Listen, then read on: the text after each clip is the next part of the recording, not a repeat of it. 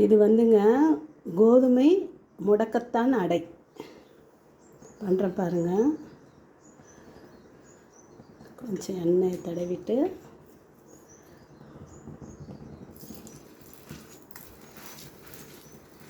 கொஞ்சம் சிம்மிலே வச்சுக்கோங்க. இந்த தீ இருந்துச்சுன்னா கொஞ்சம் கஷ்டம், நம்ம தட்டணும் இல்லைங்களா, அதனால் கொஞ்சம் தண்ணி வச்சுக்கிட்டு தட்டுங்க. ஓகேவா?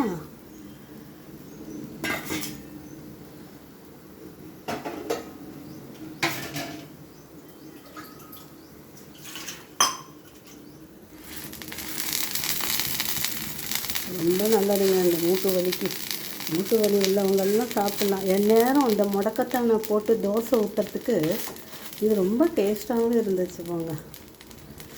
ரொம்ப நல்லாயிருக்கு.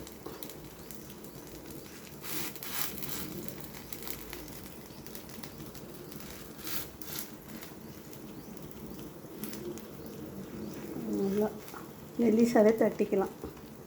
நம்ம சப்பாத்தி பதத்துக்கு தான் செய்யணும், பட் அதில் திரட்ட வராது. இந்த கீரை போட்டிருக்கிறோம் இல்லையா, கொஞ்சம் பிசுபிசுப்பு தன்மை இருக்கும். அதனால் இது வெந்த பிறகு சரியாக போயிடும். இதில் கீரையில் பச்சை மிளகாய், சீரகம், சோம்பு இது மூணையும் போட்டு நல்லா கொஞ்சம் நல்லெண்ணெய் விட்டு வதக்கிட்டு அதை அரைச்சி இந்த மாவில் போட்டு பிசைஞ்சிட்டேன். வேறு ஒன்றுமே இல்லை, வேலைப்பாடெல்லாம் நிறைய இல்லை, இவ்வளோதான்.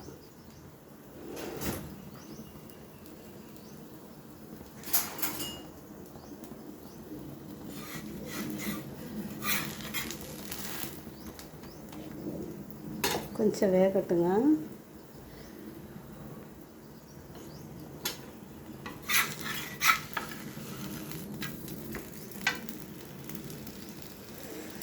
நல்லா கொஞ்சம் நிதானமாக தான் வேகும், ஏன்னா அதில் கீரை போட்டிருக்குறோம் இல்லைங்களா, வதக்கி தான் ஆல்ரெடி போட்டிருக்குறோம்.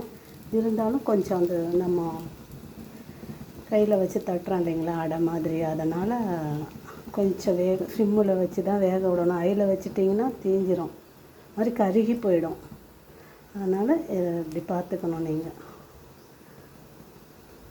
எப்போ வேணாலும் சாப்பிட்லாங்க. இதை மதியத்துக்கு எதனா ஒரு குழம்பு வச்சுக்கிட்டு கூட சாப்பிட்றலாம்.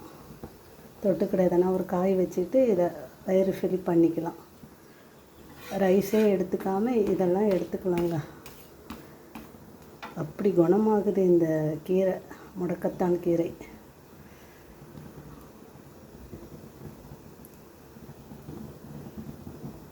கோதுமை முடக்கத்தான் கீரை அடை.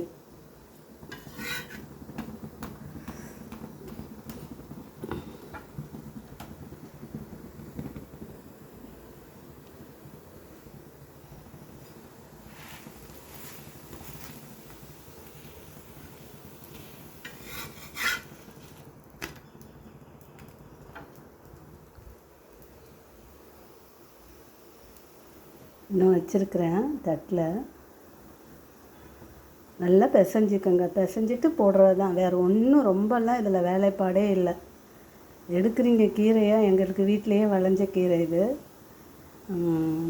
பட் ஆனால் கொஞ்சம் கொஞ்சம் இருந்துச்சு, கொஞ்சம் வெளியிலையும் வாங்கிட்டு கொஞ்சம் நல்லா கழுவிட்டு பச்சை மிளகாய், சீரகம், சோம்பு அவ்வளோதான். நல்லா வதக்கிட்டு சும்மா ஒரு நல்லெண்ணெய் ஊற்றி வதக்குங்க போதும். வதக்கிட்டு இதில் போட்டு சேர்த்து பண்ணிங்கன்னாவே போதும்.